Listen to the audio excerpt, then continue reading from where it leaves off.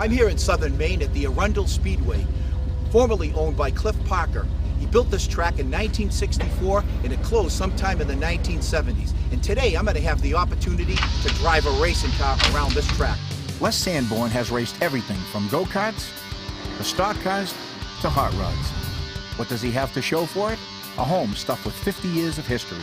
Some of it he's collected and some of it he's traded for.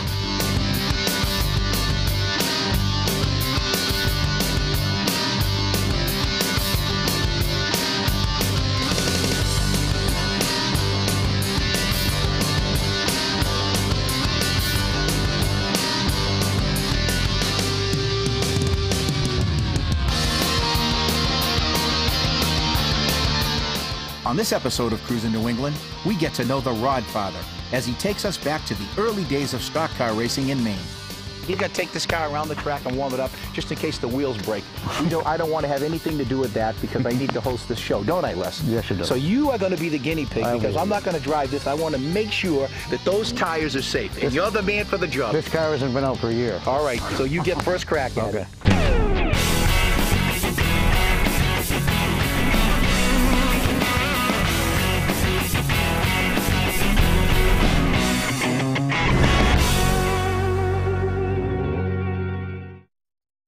Ranked in the top 10 nationally and going for number 1. McMulkin Chevrolet is one of the largest dealers of new and pre-owned Corvettes in the country, with over 50 Corvettes, including the ZR1 in stock and ready for immediate delivery. In the pursuit of your sports car, make it the true American sports car, the Corvette. Or maybe it's the brand new 2010 Camaro. If it's new, pre-owned, or hard to find, McMulkin Chevrolet is your dealer. Call today and experience why. McMulkin Chevrolet. The Thompson Auto Group.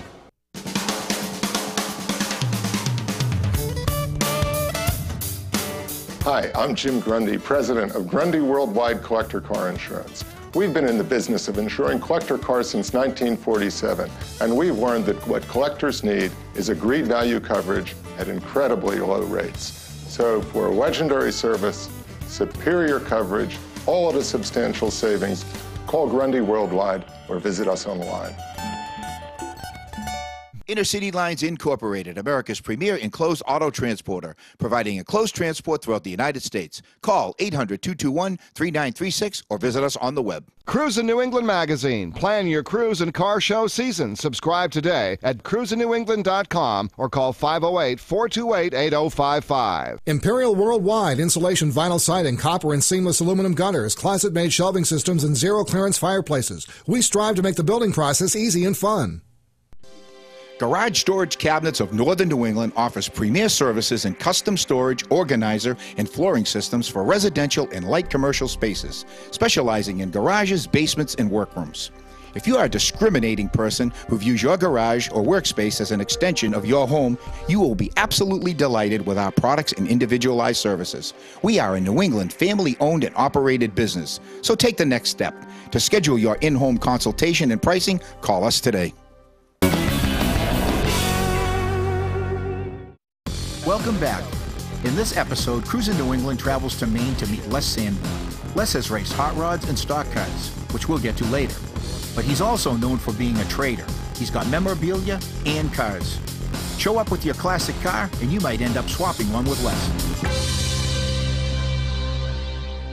So, Les, this really isn't a business. It's more of a hobby. You know, after I retired, I needed something to do. I was kind of, going a little crazy. And so, but I'm a little overwhelmed now. I've got a little too many of them, but I love them. That's what I do. I'm kind of well known now, and a lot of people call me. Sometimes they have just one street rod. They've had it forever. It's time for it to go, and they can come here.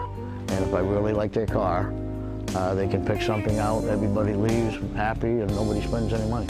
Starting out with quarter midgets and go-karts, Les has had a passion to race anything with four wheels. A few years back, Les found one of these go-karts to match his childhood photos. This is in the pits at Fairfield, Connecticut. And as you can see, we had a heck of a following. There was anywhere from 40 to 50 carts that showed up, or quarter midgets they call them. So that's actually you there in the photo? Yep, that's me. I didn't never stray too far from the car. I just loved this stuff. We had a great time. I was so excited. It's all I talked about all week, wait for Sunday. When I was 13 years old, my mom and dad bought me a '51 Chevy.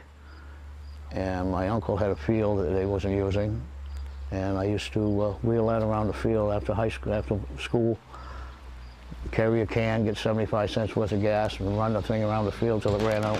From there, it was a matter of time till the engines got bigger and the cars got faster.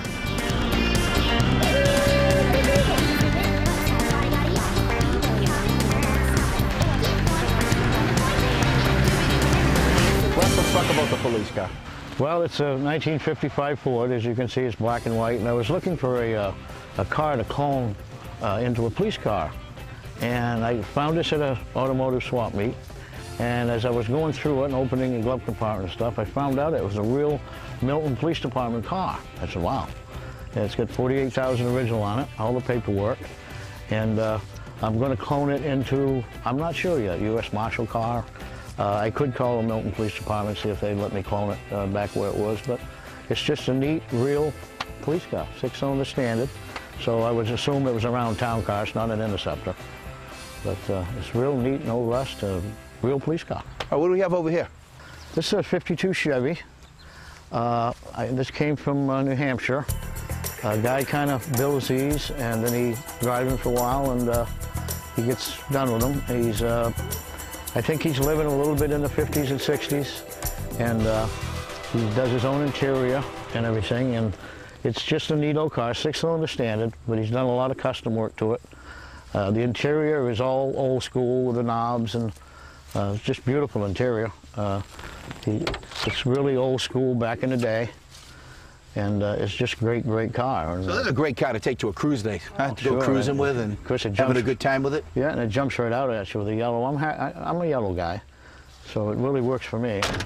It's a very nice car. It's, you know, not a street rod, 6-cylinder standard, but it's got Ford taillights in the rear, and it's got the crinkle bumpers, which represents a Plymouth. It's a really neat car.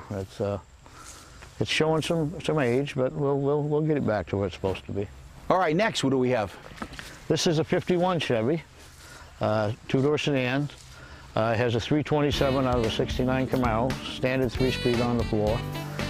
Fat whites. It's more amateur paint than anything, I would say. Nice interior, goes nice, drives nice, dual exhaust. It's just a fun car. I like the early 50s cars.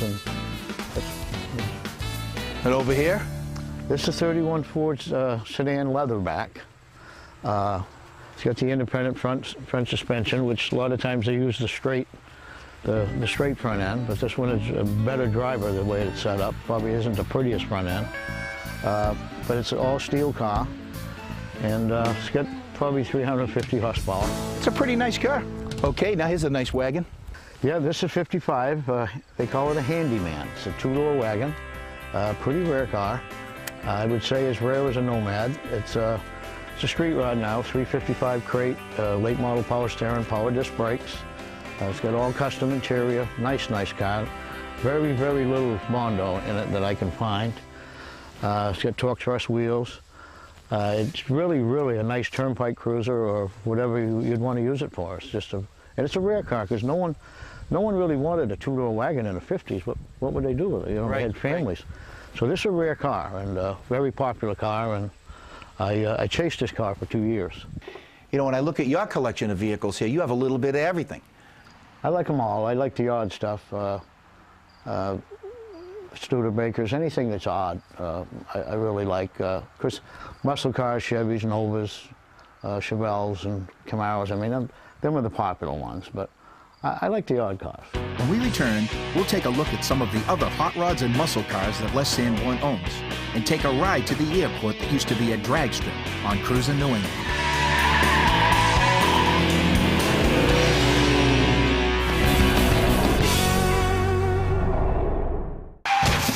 Now what? There's only one place to go, Modern Auto Body. We'll estimate the damage and assist with the insurance paperwork. Your vehicle's frame is laser checked to ensure exact alignment. Repairs are performed by ICAR and ASC certified technicians using OEM parts. A computerized system analyzes existing paint color and formulates an exact match. Modern's temperature-controlled bake booth then hardens the finish. Upon completion, your vehicle will be in perfect pre-accident condition. Cruise in New England Productions advertising and sponsorship opportunities. Cruise in New England magazine has been updating auto enthusiasts with event information and special features for over 15 years. Cruise in New England, the Fun Car Show series, includes the Elite Dream Machines at Mohegan Sun, the All Wheels Nationals on Cape Cod, the Super Wheel Showdown on City Hall Plaza, Boston, and the Spooktacular Cruisin' Classic. Cruise in New England with Paul Manette on Nesson showcases magnificent collections of automobiles, memorabilia, collectibles, cruise night, and car show segments. For more information, call 508-428-8055. Vintage Auto Sales, specializing in brass era and classic automobiles from 1910 through the 1940s. Totally and partially restored vehicles, vintage motorcycles, and parts. Check out our website. Coker Tire Company offers vintage tires for collector vehicles from the late 1890s through the mid-1970s. Call today at 1-800-251-6336 or visit online at cokertire.com. BASF, the chemical company, leading supplier of automotive custom paint finishes, featuring 12 new custom colors created by Chip Foose exclusively through BASF. Distributor information at www.basfrefinish.com. Intercity Lines Incorporated is America's premier enclosed auto transporter with service to all 48 states. Intercities features 53-foot air ride trailers equipped with lift gates for level loading of all vehicles. Intercity's drivers are the most experienced in the auto transport business and treat each car as if it was their own. Intercity provides transport services for car owners, auto manufacturers, dealers, museums, auto auctions, concours, and racing events. Call us toll-free or visit our website. We're back with Les Sanborn, hot rodder, dragster, stock car racer, and classic car owner. This is a 1955 Chevy Bel Air. It's a four-door car. It's got Croker fat whites on it, brand new actually. It's a six-cylinder automatic, which was a power glide. It just has low and drive, but actually the transmissions are what they're using in the drag strip now because they were kind of bulletproof. This is all stock then? It's all stock, yeah, except for a few add-ons. A nice family cruiser. Oh, great, yep. You can drive it 75 on the Pike, you know, that's about all it wants. And what do we got here? This is a 55 Chevy also, four-door wagon. So I call it like a mom and pop car. Still got some bias tires on it, but it drives well. Six-cylinder automatic. It's got 72,000 original miles. It's the right color. That's what people preferred back in the day. And it's just a nice cruiser. I leave the bias right on it because it drives so well. I know the next car we're going to look at is one of your favorites. Yep, other than street rods, this is my favorite car. It's a 52 Chevy. Has a Jaguar front end, power steering. It's 300 horse out of a Camaro motor. It's got flamethrowers, which work off fuel. You choke it out and then hit the solenoid button and it'll shoot flames probably 8 or 10 feet. It's just a nice driver. It's totally shaved. So you need, in Maine, you need a custom vehicle plate, which they have to inspect it. But it's just a nice cruiser. I love this car.